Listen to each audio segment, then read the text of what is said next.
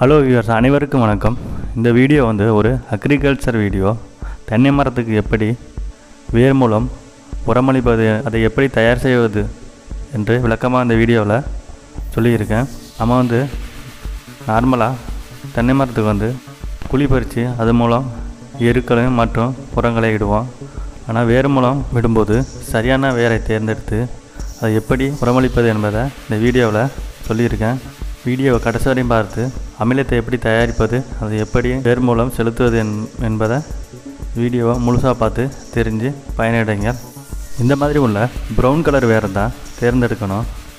Dark ப்ரௌனோ இல்லை சல்லி வேரை அதை தேர்ந்தெடுத்தால் அது உறிஞ்சாது.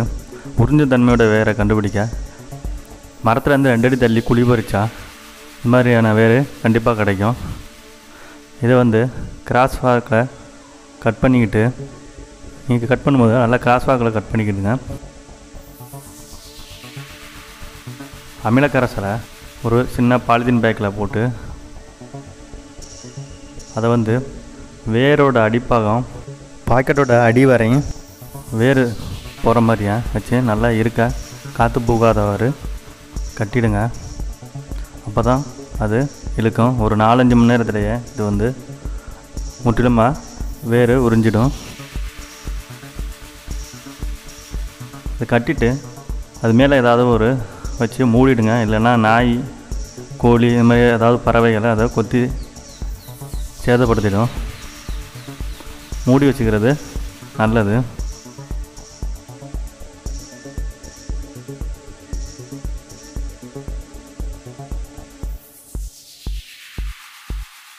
இந்த அமிலக்கரைசலை தென்னை மரத்துக்கு மட்டும் இல்லைங்க, செடி கொடி, நம்ம தக்காளி செடி, கத்திரி செடி, எல்லா வித செடி கொடிகளுக்கும் யூஸ் பண்ணலாம்.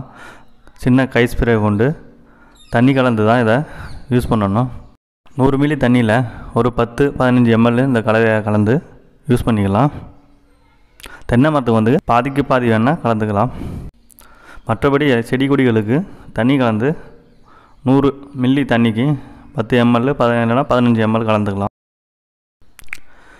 இந்த மீன் அமினோ அமிலத்தை தயாரிக்கிறதுக்கு நமக்கு தேவையான பொருள் மீனோட கழிவுகள். வீட்டில் வாங்குகிற மீனோட கழிவு போதும்.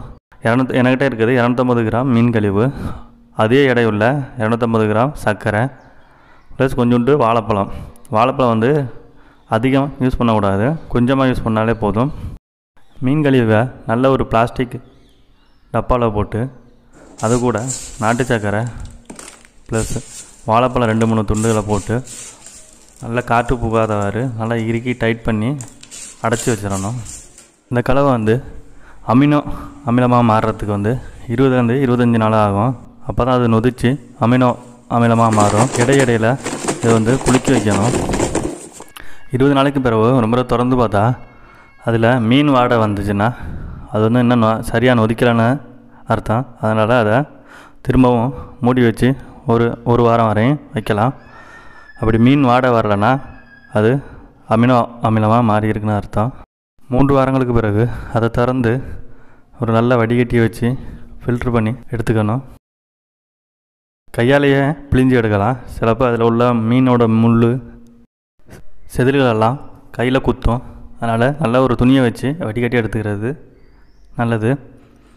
வடிகட்டி எடுத்த பிறகு அதை கூட தேவையான அளவு தண்ணீரை சேர்த்து நமக்கு தேவைப்பட்ட மரத்துக்கு வேர்வழி உரமாகவோ இல்லை இலை மூலமாகவோ நம்ம உபயோகப்படுத்திக்கலாம்.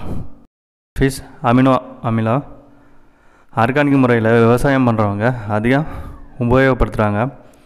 இது வீட்டில் உள்ள கழிவுகளை வச்சு நாமளே நமக்காக எந்தவித செலவும் இல்லாமல் ஈஸியாக தயார் பண்ணிக்கலாம்.